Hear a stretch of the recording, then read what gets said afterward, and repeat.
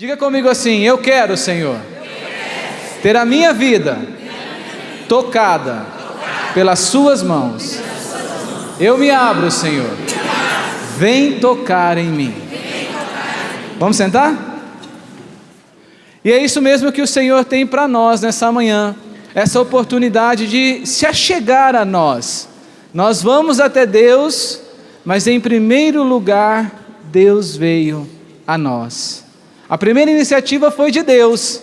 Deus quis estar comigo nessa manhã. Deus quis estar comigo nesse momento, assim como Deus quis estar com você. E Ele preparou este momento para nós, porque o Senhor, Ele vai conduzir a cada um de nós nesse momento, a tocar neste mistério da sua realidade para nós. Qual a realidade de Deus para nós? Vamos trocar a palavra, em vez de realidade, vamos trocar pela palavra vontade. Qual a vontade de Deus para nós? Trocar a palavra vontade pela palavra querer. Qual é o querer de Deus para nós? E talvez falar de nós fica um pouco mais distante, né? Então, qual é a vontade de Deus para mim? Qual é a vontade de Deus para mim? Qual é a vontade de Deus para você? Qual é? É bem verdade que esta pergunta, ela nos inquieta bastante, não é verdade? É ou não é? Quando você pensa na sua vida e pensa assim, qual é a vontade de Deus para a minha vida? Não dá um negócio assim, cá dentro? Não é? Parece que a gente não consegue encontrar essa resposta de imediato. Parece que a gente não consegue entender o que Deus quer de nós assim tão facilmente. Parece que a gente tem que ir descobrindo a vontade de Deus dia a dia. Você tem essa sensação? Que bom que você tem essa sensação, porque é assim mesmo que acontece. A vontade de Deus, ela vai se fazendo no sim de cada dia. É mais que ontem, é hoje, é agora, é no sim de cada dia, um novo dia para descobrir o que Deus tem para mim. E responder a essa vontade de Deus no dia que se chama hoje. Qual é o dia que você tem para responder à vontade de Deus? Hoje. Rapaz, quem está dormindo acorda. Qual é o dia? Hoje. É hoje, é agora. É nesse momento você vai percebendo a vontade de Deus para a sua vida. É fato, Deus tem um plano para mim. Deus tem um plano para você. E é tão bonito quando você vai se aproximando da vida dos santos e você vai percebendo que eles descobrem isso, que existe uma vontade de Deus que vai iluminando as suas vidas, que existe um desígnio de Deus para eles e eles vão percorrendo aquele desígnio. Pessoalmente eu gosto demais da frase de Santa Paula Francinetti que diz: vontade de Deus é o meu paraíso. A vontade de Deus é o meu paraíso, mesmo que a vontade de Deus venha neste momento da minha vida com um sofrimento, com uma tribulação, com um momento de dor, com um momento de perseguição, com aquilo que pode ser contrário até aquilo que eu idealizaria como felicidade. Mas veja, se eu compreendo que aquilo que eu estou vivendo neste momento é vontade de Deus, automaticamente eu dou sentido àquela circunstância, e aquela circunstância passa a ser o meu paraíso. Vou fazer uma perguntinha para você, mas não minta para mim, tá bom? Quem já passou ou quem está passando por algum sofrimento, levanta o braço. Ok, abaixa o braço. Quem já passou ou está passando por alguma tribulação, aquele problemão assim terrível, levanta o braço.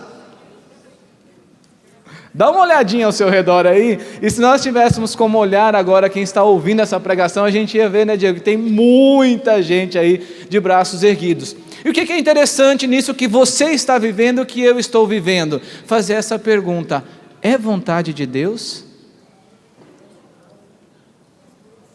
Porque se nós entendemos que o que nós estamos vivendo neste momento é vontade do Senhor, isso deixa de ser um tormento e passa a ser o paraíso. Veja como a compreensão, ela muda totalmente a maneira da gente viver a situação. O tema desta pregação é justamente esse: nem sempre é fácil fazer a vontade de Deus. Concorda comigo ou não? Nem sempre é fácil fazer a vontade de Deus. E nós vamos aprofundar neste tema justamente com essa linha de raciocínio. O que nos acontece é vontade de Deus. E se é vontade de Deus, é o meu paraíso. A vontade de Deus é o meu paraíso. Vontade de Deus, paraíso meu. Se nós temos essa compreensão, gente, caminhar na vontade do Senhor, ela vai ganhando um outro sentido na nossa vida. E esse sentido quem dá somos nós. Nós damos o sentido da nossa vida quando nós compreendemos os fatos como vontade de Deus. Eu gosto muito que o Monsenhor Jonas Abib, ele nos educa desta forma. Deus fala nos fatos e acontecimentos da nossa vida. Aí já fica uma grande dica para você em como ouvir a voz de Deus. Deus fala comigo e com você nos fatos e nos acontecimentos da nossa vida. Não existe nada que nos aconteça que não esteja dentro daquilo que é o plano de Deus para nós. E eu repito, mesmo que sejam as situações de dores e sofrimentos, nisso está ali escondida a vontade de Deus para realizar aquilo que é a sua vontade maior em nossa vida. Se você estiver com a sua Bíblia na mão, abra na carta de São Paulo aos Tessalonicenses, e eu vou pegar com você uma parte do versículo. 1 Tessalonicenses 4, versículo 3. 1 Tessalonicenses 4, versículo 3. A vontade de Deus é que sejais santos. A vontade de Deus é a vossa santificação, como está escrito em outras traduções. A vontade de Deus, ela já é expressa para nós. A vontade de Deus já é revelada para nós. A vontade de Deus não é um mistério a mim e a você. A vontade de Deus para mim e para você é a nossa santificação. É que sejamos santos. A vontade de Deus para mim, Lúcio Domício, é que eu seja santo, nem mais, nem menos. A vontade de Deus para a minha vida é que eu seja santo. Como eu deverei ser santo? No momento aonde eu estou, com quem eu estiver, fazendo o que eu estiver fazendo. É nessa hora, nesse momento, em que eu preciso testemunhar Jesus Cristo em minha vida. É neste momento que eu preciso testemunhar que eu sou de Deus. É neste momento que eu preciso testemunhar com as escolhas que eu faço, que são escolhas que são corretas.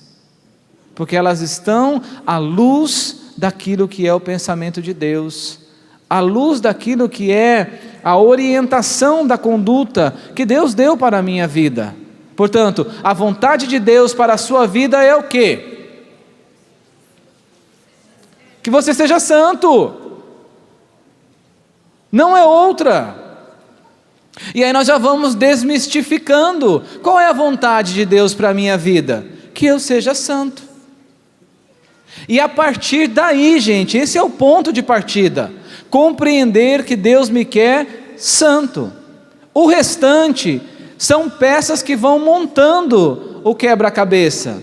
Mas eu já sei onde vai dar este quebra-cabeça. Acho que quem é pai já deu quebra-cabeça de presente para os seus filhos, ou quem não é pai ainda, mas já brincou com quebra-cabeça. Quando você vai montar um quebra-cabeça, qual é a primeira coisa que você faz? Você pega a capa e olha, não é verdade? porque ali já está desenhado o que aquele quebra-cabeça vai ser quando ele for montado. Não é assim? Aqui, com este versículo, você está olhando a capa. A vontade de Deus é que sejais santos. Agora o que você vai fazer? Pegar peça por peça e ir montando. Por isso que eu dizia a vocês, e digo isso a mim mesmo todos os dias, que a vontade de Deus se faz agora, no momento presente. A circunstância que eu estou vivendo neste momento é essa pecinha que eu vou encaixar aqui. E com essa outra circunstância que eu estou vivendo, eu vou encaixá-la ali e vou ver que as peças se complementam. E então eu vou entendendo que eu estou mais próximo de montar aquilo que é a vontade de Deus para mim, é que eu seja santo. Vamos pensar um pouco mais na nossa própria vida? Naquilo que você está vivendo agora, qual tem sido a resposta que você está dando? Como tem sido a sua conduta nessa circunstância? Uma conduta santa? Nós somos constantemente chamados por Deus a rever o que nós estamos vivendo, a maneira como nós estamos posicionando, o tempo todo. Vou lhe dar um exemplo bem concreto. Ontem eu estava no meu trabalho, e nós estávamos trabalhando e tal, e conversando, e resolvendo isso e aquilo, e eu me percebi fazendo um comentário muito ruim sobre uma outra pessoa. E eu sou super palhaço, super engraçado, não sei o quê, e um jeitão de falar assim, e aí foi aquele comentário, e todo mundo deu risada, e blá blá blá, e enfim e tal. Na boa, fomos embora. Quando eu estava eu e Deus, toda esta cena voltou à minha cabeça. Tum! E eu percebi, naquele momento, faltou a mim santidade. Porque a santidade na minha vida, de forma concreta, ela se traduz na maneira como eu falo as coisas, na maneira como eu me expresso a partir de outra pessoa.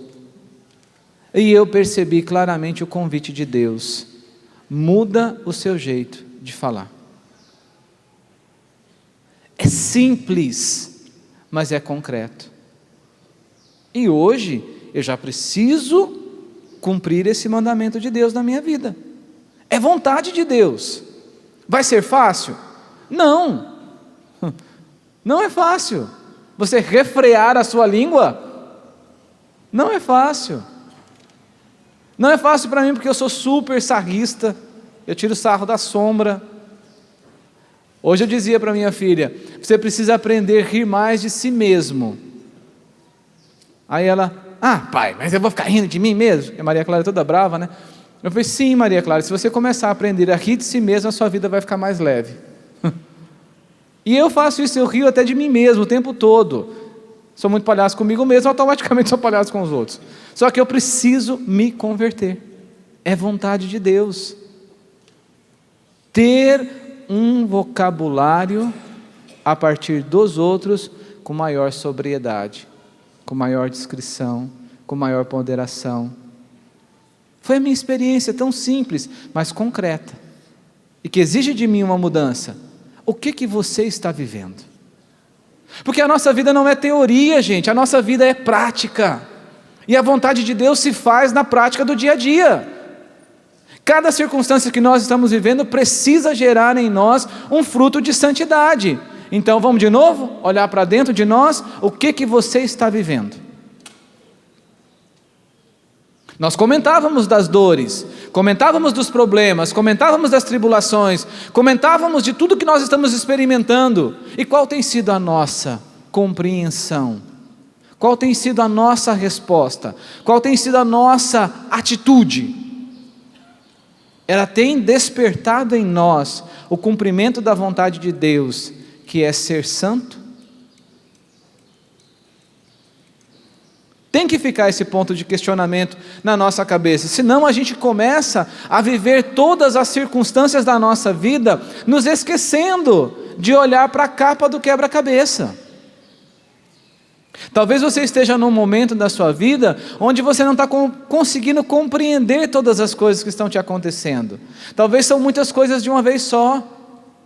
Talvez são muitos problemas concentrados em um único problema de uma vez só. E parece que a sua vida está como uma bomba prestes a explodir.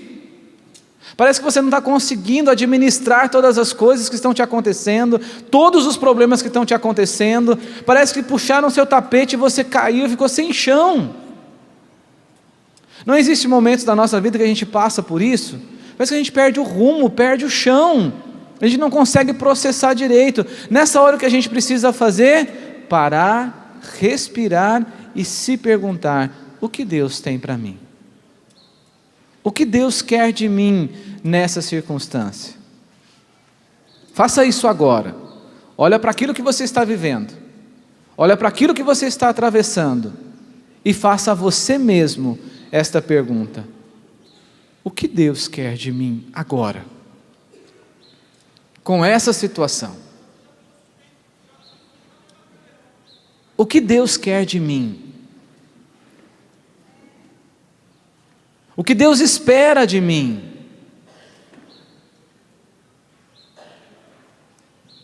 Você vai ver que a resposta está ali. 1 Tessalonicenses 4:3. Que você seja santo.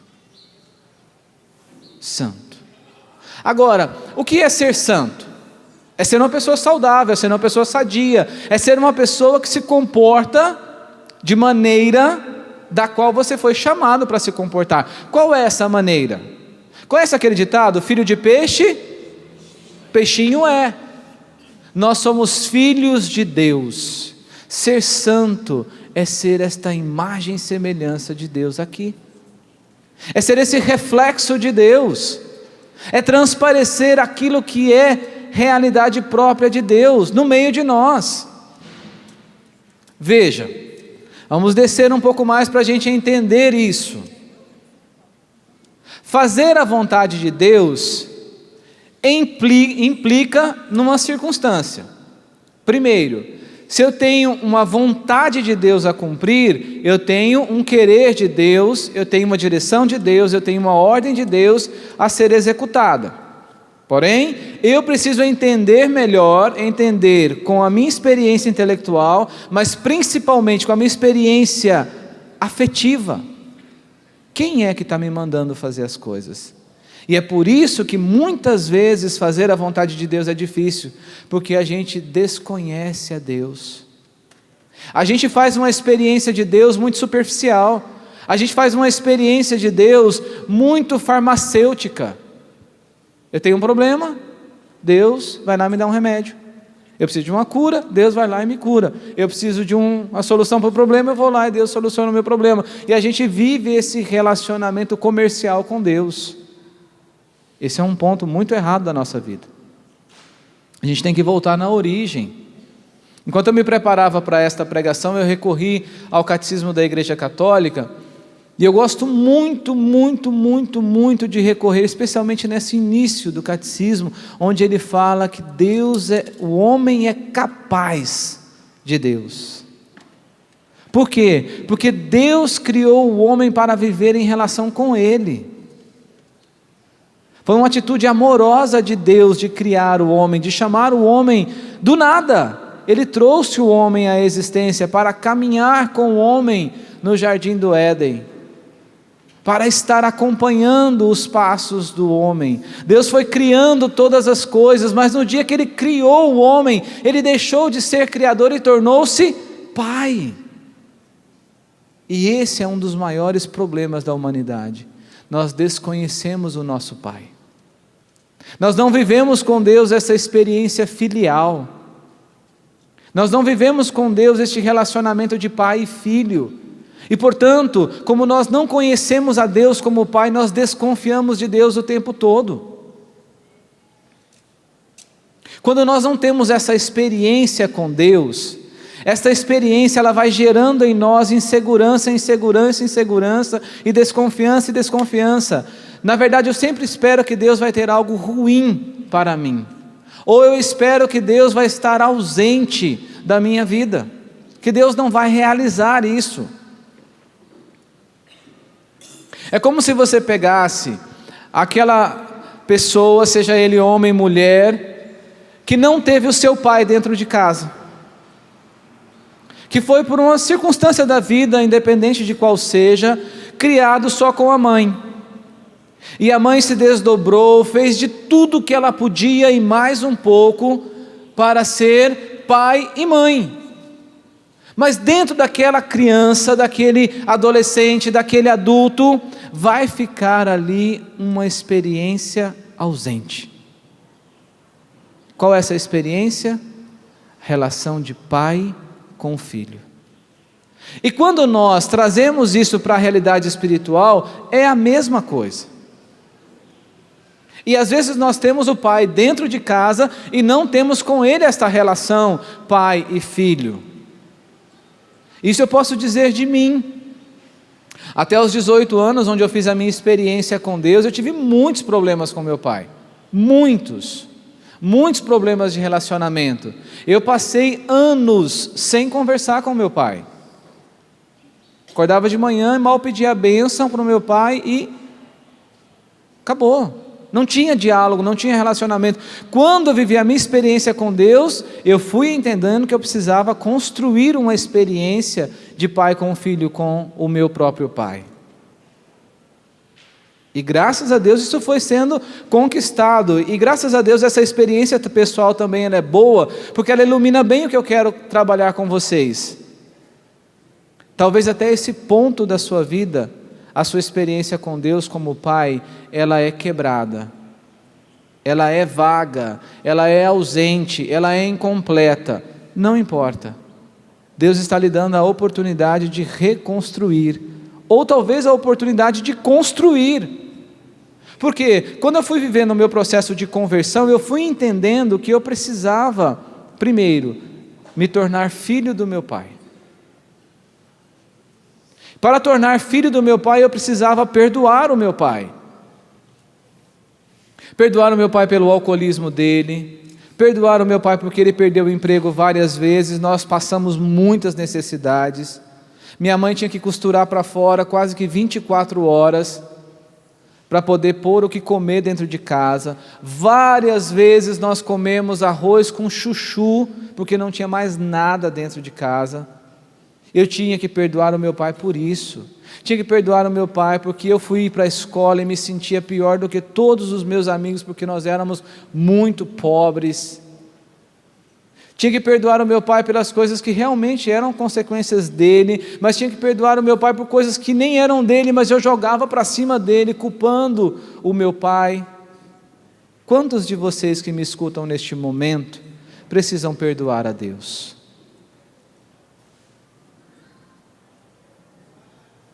Perdoar a Deus porque você se sentiu abandonado por Deus. Perdoar a Deus porque você não se sentiu ouvido por Deus. Naquele momento que você estava chorando e pedindo a Deus aquela graça. E aparentemente a graça não lhe foi dada, porque não aconteceu da maneira como você queria. E você se magoou com Deus. Você se sentiu abandonado, traído por Deus. Naquele momento que você precisava da mão de Deus ao seu lado para se sentir mais seguro, como tantas vezes eu experimentava isso, me sentir naquele momento onde eu era desafiado, e eu olhava e o que eu queria era só ter o meu pai perto de mim, e eu não tinha. Eu tinha vergonha de trazer os meus amigos para dentro de casa, porque quando meu pai tinha as crises de alcoolismo, ele passava 15 dias bebendo. Ele não fazia mais nada, ele só ficava deitado na cama, levantava para beber e deitava de novo. E eu virava motivo de piada com os meus amigos. Talvez você está vivendo este momento de olhar para Deus como se Ele fosse um derrotado. Da mesma maneira como eu olhava para o meu pai, achava que o meu pai era um derrotado. que estava naquela circunstância, que Ele não poderia fazer nada por mim. Talvez esse momento da sua vida seja esse, que você está olhando para Deus como se fosse um Deus derrotado, como um Deus que não pode fazer nada por você, como um Deus que está te deixando à mercê dos acontecimentos da sua vida, da chacota dos seus amigos, porque você está passando esse momento difícil, e não tem agora nesse momento essa certeza no seu coração, de que Deus está com você para te ajudar. Será que não é aí o ponto de partida, de você recomeçar com Deus? Uma vez eu tive uma conversa com meu pai, muito difícil para mim, e eu sentei com meu pai, e fui falar para ele dessa experiência do meu coração, dos meus sofrimentos, das minhas angústias, e eu fui percebendo que o meu pai ele foi ficando muito desconfortável, muito desajeitado com aquela conversa, porque ele não sabia o que fazer, e eu fui falando para ele de todos os meus sentimentos, de todas as minhas dores, que eu tinha experimentado com ele, e no momento da conversa meu pai perguntou assim: então, o que você quer que eu faça? E eu não duvidei, a primeira coisa que veio para mim foi dizer assim: o senhor pode dizer que me ama, porque é a coisa que eu mais quis ouvir do Senhor até hoje, e eu não ouvi. Pode ser que esse seja o seu momento.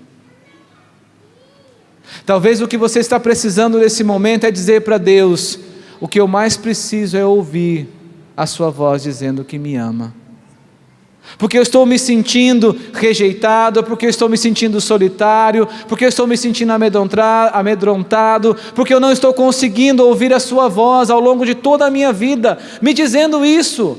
Por mais que você fale, eu não consigo te ouvir. E hoje, por não se sentir amado por Deus, você se sente da maneira como você está agora, sem condições de dar uma resposta diferente na sua vida. Olha bem para dentro do seu coração e se faça essa pergunta: o quanto eu tenho certeza do amor de Deus por mim? O quanto? O quanto você tem certeza de que Deus ama você, mesmo nessa situação que você está vivendo agora? O quanto você pode olhar para Deus e dizer: é o meu Pai, está comigo. É preciso ir construindo esta relação com Deus, relação de filha com o pai, de filho com o pai, de pai com o filho, de pai com a filha. O nosso Deus está aqui, agora, se deixando encontrar por mim e por você, nesta experiência que direciona a nossa vida. Ele é Pai. Ele é o meu Pai. Podemos lembrar de Lucas 15, a passagem do filho pródigo, ou a passagem do pai misericordioso, como você queira chamar. Existe um momento da passagem que dizem que aquele homem tomou consciência. A palavra diz, ele caiu em si. Diante de tudo que ele estava vivendo, ele caiu em si e disse: eu vou voltar. Eu vou voltar para onde?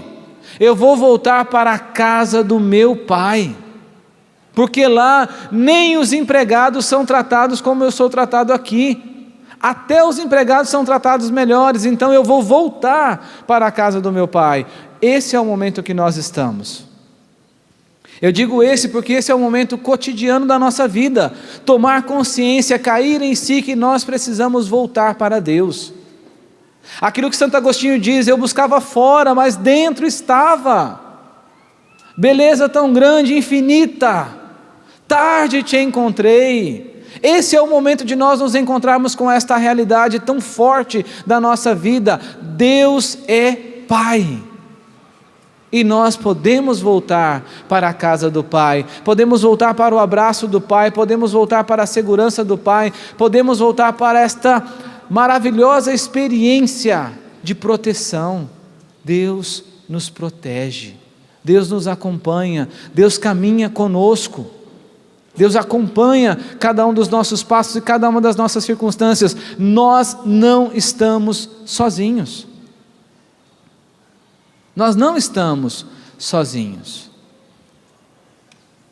Eu amo a vida.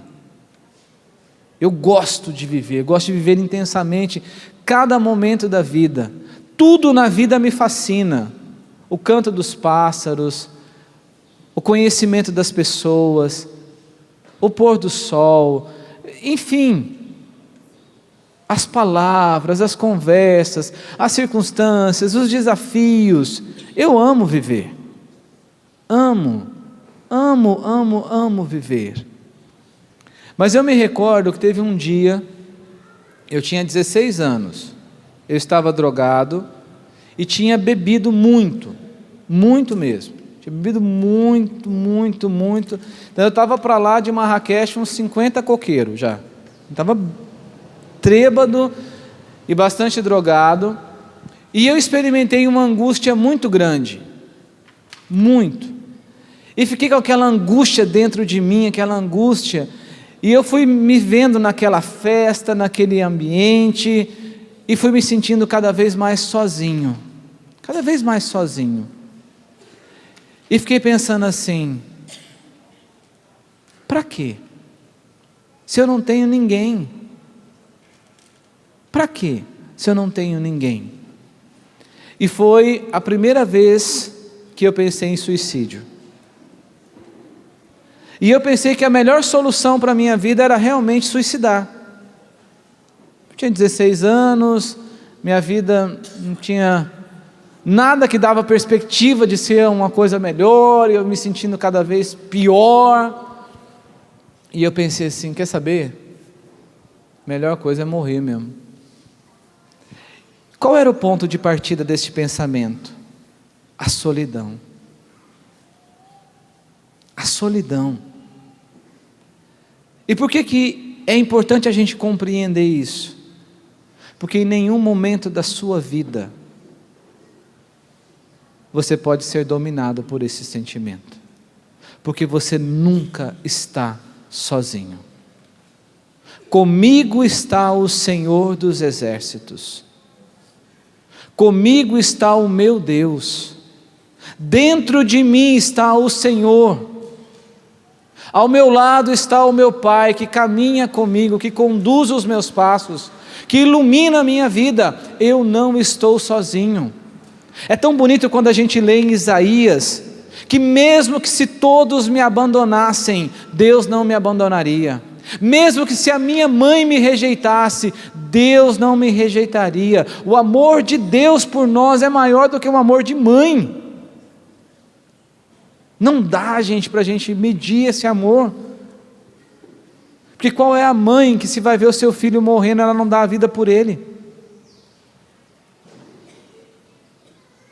O nosso Deus é assim. Então Ele tira de nós esse sentimento de solidão. E o que é importante até aqui? Você tomar consciência disso. Sem o conhecimento de Deus, não há cumprimento da vontade de Deus. Isso é matemática pura e simples. 1 mais 1 vai dar? Ave Maria, gente, acorda. 1 mais 1 vai dar quanto? 1 mais 1 dá 2. Sem o conhecimento de Deus, não há cumprimento da vontade de Deus.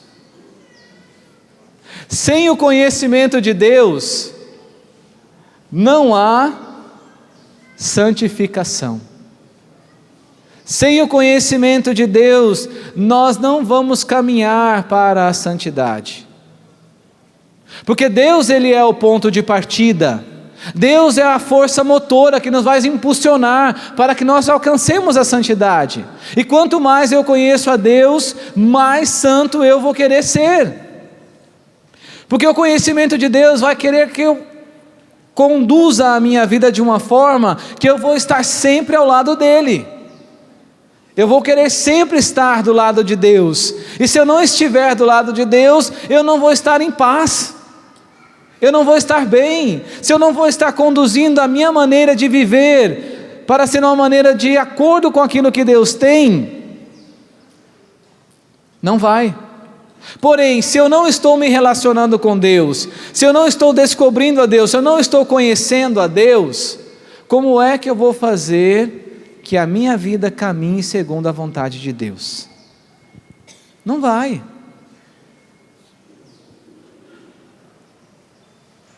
Hoje nós tomamos café juntos, alguns irmãos de comunidade, nós éramos todos casados. E daí começou uma conversa assim, de que o que a esposa fazia com o marido, que era aquele sinal do tipo assim: você falou demais, para de falar, não é isso, fica quieto, não é? E um dos irmãos disse assim: a minha esposa, ela dá aquele cutucadinho na minha perna assim, ou então passa a mãozinha de leve assim, e fala assim: bem, eu já entendi que é para ficar quieto. Aí me perguntaram: e a Gi, como que a Gi faz? Eu falei: ela só olha. Ela dá aquele olhar, eu já entendi. Fica quieto, para de falar, está falando demais. Aí a outra irmã de comunidade diz assim: eu não faço nada, porque se eu faço alguma coisa, eu aperto a mão, ou eu dou um sinalzinho, o meu marido olha para mim e fala assim: eu vou continuar falando. Você quer que eu pare de falar? É? Mas não vou parar não, eu vou continuar falando. Aí ela diz assim: então eu nem faço nada. Isso são exemplos muito simples de que quando se conhece a outra pessoa, basta um olhar para você entender o que ela já quer de você. Deus está te olhando agora. Você já sabe o que Ele quer? Isso precisa ser um termômetro para nós do conhecimento de Deus. Porque quanto mais eu vou conhecendo a Deus, mais eu vou cumprindo os seus mandamentos para a minha vida. Beleza, a vontade de Deus é a nossa santificação, então eu já entendo isso, porque Deus quer. Se Deus quer, eu faço, ok. Mas então como é que eu vou levar a minha vida santa? Como? Existe uma fórmula miraculosa? Não.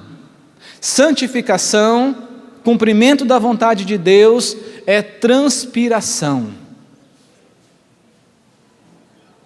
É transpiração, é 90% esforço meu. Deus entra com os 10% da graça, mas 90% sou eu que tenho que pedalar, meu amigo. Lembra que eu partilhava com vocês da minha experiência de ontem, de mudar o meu vocabulário, a minha maneira de falar? Porque Deus me iluminou com os 10% da consciência, de entender que eu estava caminhando de uma maneira contrária à que Ele queria. E aí então Deus veio com um novo chip, um novo programa e mudou tudo. E hoje eu já estou falando tudo diferente. Não é. Vão vir ainda os mesmos impulsos, vão vir ainda as mesmas palavras. E aonde vai estar o ato santificante? Em controlar a língua e não falar. Vai depender mais de Deus ou mais de mim mesmo? Mais de mim mesmo. Eu usei esse exemplo para dizer a você e a mim mesmo, me recordando: dentro de nós existe a marca do pecado original. Portanto, dentro de mim e de você, todos os dias vai acontecer uma briga entre o bem e o mal, o certo e o errado, o que é santificante e o que não é santificante, entre o pecado e a graça. Queria poder dizer a vocês que não é assim, mas eu não posso, porque eu estaria sendo mentiroso e enganando vocês. É como se eu quisesse dizer: gente, venha para Jesus e a sua vida nunca mais vai ter problema. É mentira. Fazer a vontade de Deus é uma luta, porque dentro de nós vai estar uma balança o tempo todo, sim e não, pecado e graça. fazer ou não fazer a vontade de Deus. Nesta passagem própria de Tessalonicenses, que nós tiramos este versículo, a vontade de Deus é a vossa santificação, conclui-se o versículo falando, e abstenhais das impurezas sexuais, das imoralidades sexuais, fala da conduta sexual, portanto, é a vida casta, é uma luta para os jovens, é uma luta para os homens casados, para as mulheres casadas, é uma luta, e vai estar dentro de nós o tempo todo. Você purificar-se o tempo todo, purificar no seu olhar, purificar nos seus pensamentos, purificar as suas atitudes, é uma luta. E é em todas as outras circunstâncias da nossa vida. Porque a gente pensa assim, a vontade de Deus, qual é a vontade de Deus? Que eu seja um padre, que eu seja casado, que eu seja membro de uma instituição religiosa, que eu faça parte de uma comunidade. Isso são pecinhas do quebra-cabeça, gente. A vontade de Deus para nós é a nossa santificação, naquela circunstância que nós estamos vivendo. Portanto, é preciso que você entenda isso. Muito provavelmente, na circunstância que você está enfrentando agora, ou na circunstância que você vai experimentar, o seu primeiro impulso vai ser dizer não a Deus. Desculpe se eu estou decepcionando você, mas eu estou tentando ser o mais realista possível contigo.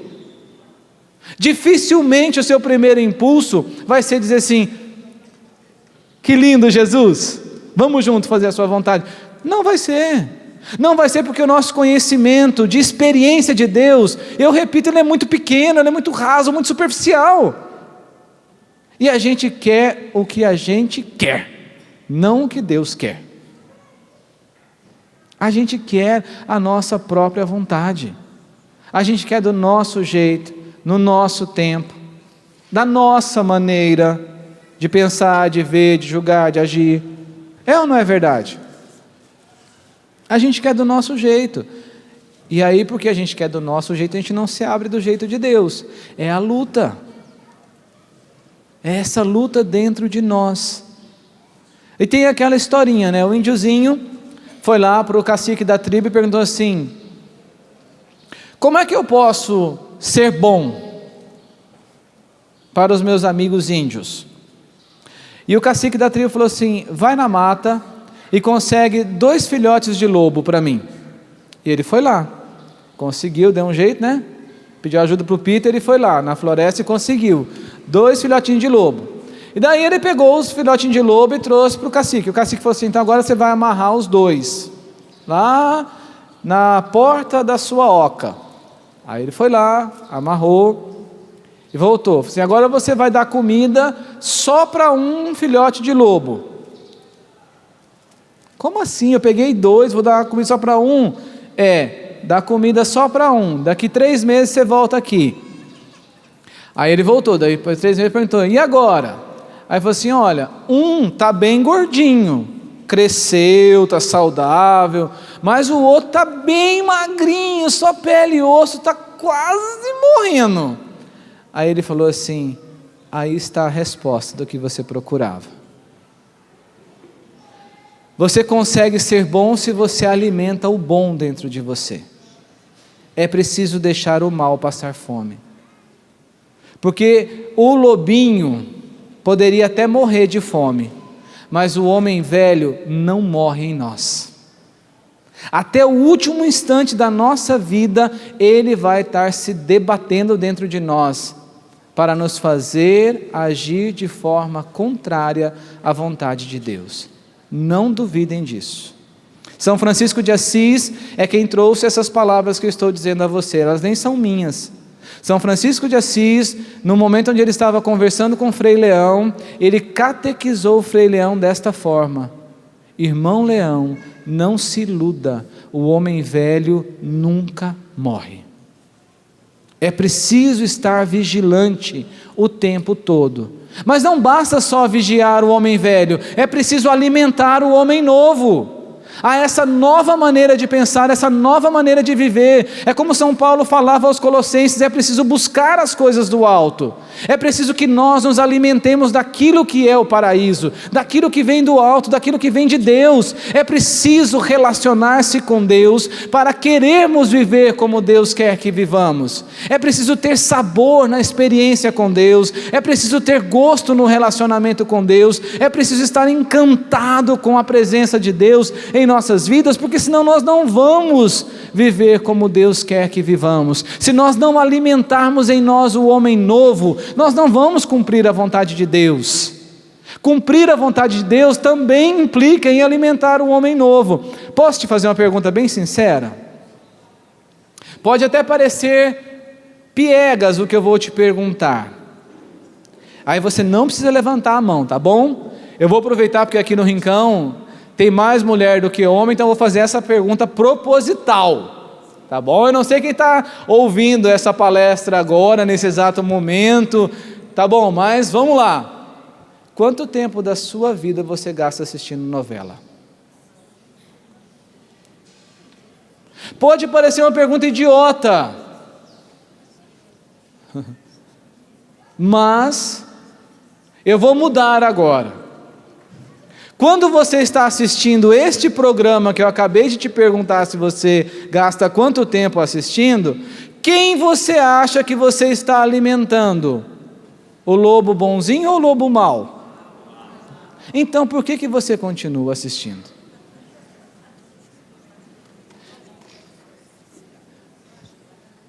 É questão de lógica, gente. Lembra que eu dizia para vocês que conhecer a Deus implica em fazer a vontade de Deus? Não conhecer a Deus implica em não fazer a vontade de Deus? É matemática pura e simples. Para fazer a vontade de Deus, eu preciso me alimentar daquilo que é a vontade de Deus. Na Canção Nova, nós temos uma prática de conduzir a nossa vida espiritual. Esta prática chama-se estudo da Palavra de Deus.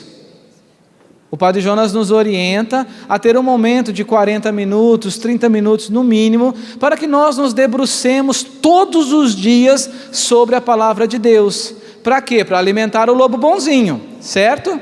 Certo, beleza.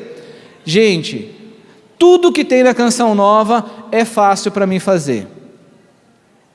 Acho que eu vou rezar para o Padre Jonas não estar ouvindo agora, né? Tudo bem. Tudo é fácil para fazer, mas o estudo da palavra é meu calcanhar de Aquiles. E olha que eu gosto demais de ler. Leio muitos livros, leio mais de um livro ao mesmo tempo, gosto de estudar e tal. Mas com a palavra de Deus, gente, eu me perco sempre. E aí faço hoje, faço amanhã e depois passo 3 dias sem fazer. Aí tem que voltar lá e retomar e não sei o que e tal. E agora mês de setembro, mês da Bíblia, eu fiz um compromisso com Deus. Não, vamos retomar a vida. Eu já perdi as contas de quantas retomadas eu já dei com o estudo bíblico, né? Aí comprei um caderno novo. Vamos lá, vamos recomeçar. E foi indo. E foi o mês de setembro, todo dia. E que experiência maravilhosa com a palavra. De perceber na simplicidade de Deus ali, o quanto Deus falava comigo, o quanto Deus me orientava, o quanto Deus foi me ajudando num processo de conversão. Que lindo! Mas vai lá acordar às 5 horas da manhã para você fazer esse estudo bíblico no meu lugar. Ave Maria, gente. Tem dia que eu começo minha oração assim: Senhor, me ajuda porque eu não queria estar aqui. Senhor, me ajuda porque eu não queria estar aqui agora, fazendo esse estudo bíblico. Mas eu preciso fazer.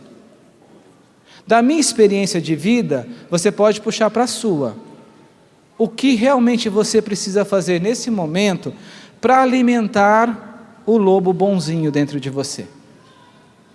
O que você que está me escutando agora, aí pelas ondas da rádio, precisa fazer para crescer dentro de você o homem novo? É uma pergunta interessante que nós precisamos nos fazer. Talvez dentro daquilo que eu perguntei primeiro da novela, o seu primeiro passo seja esse: parar de assistir e gastar o tempo que você gastava com novelas, com a palavra de Deus, com o Santo Rosário, com as coisas espirituais. porque isso vai te fortalecendo. Vai te fortalecendo. Recentemente nós tivemos uma formação aqui na comunidade, onde a Lurdinha Nunes, ela deu o seu testemunho de vida para nós. A Lurdinha está experimentando um câncer no seio, ela teve que retirar todo o seio, está fazendo tratamento, e ela falava dessa experiência, de como tem sido para ela. E me marcou muito ela dizer assim, que ela não tem certeza se amanhã ela vai estar viva. E é uma realidade própria de quem passa por um tratamento de câncer. Você não tem muita certeza da vida e da morte. Aliás, você tem quase mais certeza da morte do que da vida, né? Mas enfim, e ela dizendo que a cada dia era o novo dia que ela tinha para se encantar com a beleza de Deus na vida dela. E aquele dia era o melhor dia que ela tinha para viver, porque ela viveria todo aquele dia com essa gratidão a Deus. Eu fiquei pensando assim, como é que uma pessoa pode pegar um microfone e dar esse testemunho nessa pequena assembleia da comunidade, se não for movida por essa certeza interior: vontade de Deus é o meu paraíso. Quem de nós enfrentaria um câncer com a cabeça tão erguida assim? Quem de nós enfrentaríamos os problemas que nós estamos experimentando agora, com essa cabeça erguida, se dentro de nós não tiver formada essa consciência: a vontade de Deus é o meu paraíso? Mas essa consciência só se forma, e eu termino repetindo isso, se em primeiro lugar a minha experiência com Deus, ela é marcada por essa realidade: Ele é o meu Pai. Deus me chamou para existir do nada, e do nada Ele me fez ser o seu filho, e Deus não me deixa sozinho nunca. Em tudo que eu vivo, eu estou com Ele, e Ele está comigo. O amor de Deus me sustenta, o amor de Deus me põe de pé, o amor de Deus me faz caminhar, o amor de Deus me faz entender que Ele é maior do que as minhas limitações, do que as minhas misérias, do que os meus pecados. O amor de Deus, Ele é muito maior do que os meus sofrimentos. Deus é Pai, o meu Pai, e isso cada vez mais concreto dentro de mim. E meu Deus, como Pai, tem um desígnio para mim, tem uma vontade para mim, chamada santidade. E porque é o meu Pai que me quer santo, então eu vou fazer o que o meu Pai me pede. Então eu caminho todos os dias com responsabilidade, com determinação, com afinco para a conversão. O que depende de mim, só eu posso fazer. O que depende de Deus, Deus vai fazer. Mas o que depende de mim, eu preciso fazer. Deus quer que eu seja um homem da palavra dele, mas se eu não sair da cama às 5 horas da manhã, 6 horas da manhã, não vai. Então eu preciso fazer a minha parte. E quanto mais eu fizer a minha parte, venha o que vier, será a vontade de Deus e será o meu paraíso. Vamos ficar em pé? E eu quero convidar você a fazer uma oração muito sincera nesse momento. Porque você percebeu que durante toda a nossa pregação ela não teve assim muito floreamento. Ela não teve muita mística. Ela não teve milagres. Ela não teve proclamação de cura. Muita coisa que talvez você até tenha vindo buscar nesse dia aqui. Mas ela teve uma coisa essencial para a sua vida: a revelação da vontade de Deus. Deus revelou a você, ou Deus falou novamente a você, que a vontade dele para a sua vida é que você seja santo. Se você assume isso com responsabilidade, tenha certeza, a sua vida nunca mais será a mesma. Não pense você que se você estivesse numa cadeira de rodas nesse momento, Jesus viesse, te levantasse e você voltasse a andar, isso seria mais forte do que você assumir com responsabilidade, mesmo na cadeira de rodas, que você precisa ser santo. Isso é mais forte do que um paralítico voltar a andar. Não pense você que se você estivesse agora com um câncer em fase terminal, o médico já tivesse diagnosticado que você teria 1 semana de vida, e você já estivesse tendo falência múltipla dos órgãos, e agora nesse momento Jesus curasse você e você levantasse cheio de saúde, cheio de vida, isso seria mais forte do que você assumir agora que Deus te quer santo e que você se decide por essa santidade. Porque a santidade não é produto do meio. A santidade é uma decisão que independe da circunstância atual da nossa vida. Porque ela depende da nossa resposta diante daquilo que nós estamos vivendo. E eu respondo sim, eu quero ser santo, porque eu sei quem me chama a ser santo.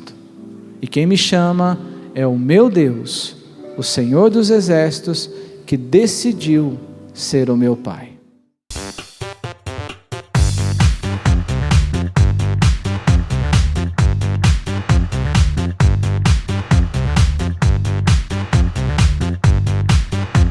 CançãoNovaPlay.com. Assine já!